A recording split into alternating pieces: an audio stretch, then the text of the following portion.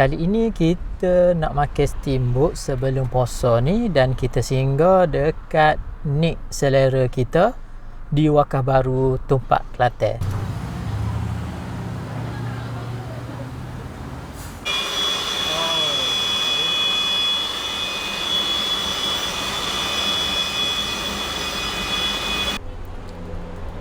Menariknya dekat sini, steamboat ni kita masak tak guna gas, tapi kali ni kita guna air batu.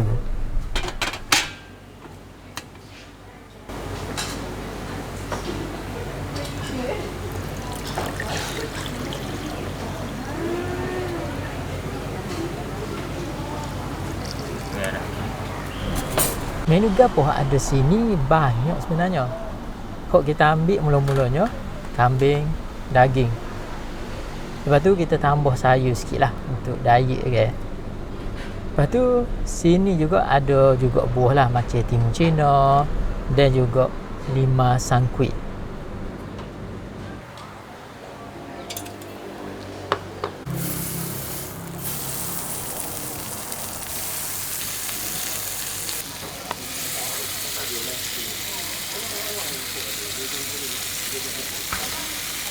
Dekat sini juga ada daging syabu-syabu, daging nipis, hok biasa makan orang Jepun tu lah. Tapi dalam ni banyak-banyak menu. Hok paling special, ini dia, udang galah masak rebus dengan tom yum. Jadi bakar saja pun jadi udang galah dia ni.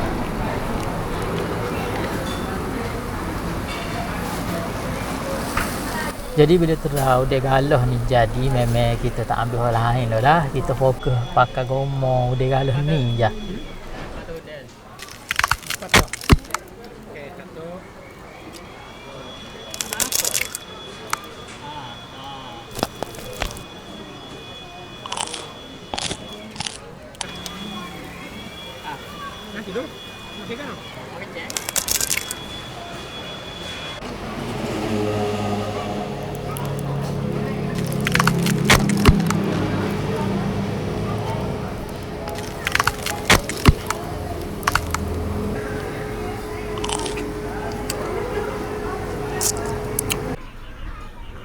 Tengok banyak, semua habis so 3-4 pinggir kita udang galah saja.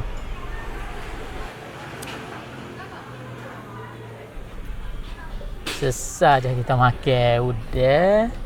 Lepas tu nya kita nak makan dessert lah pula sebelum penutup ni. Kita try aiskrim.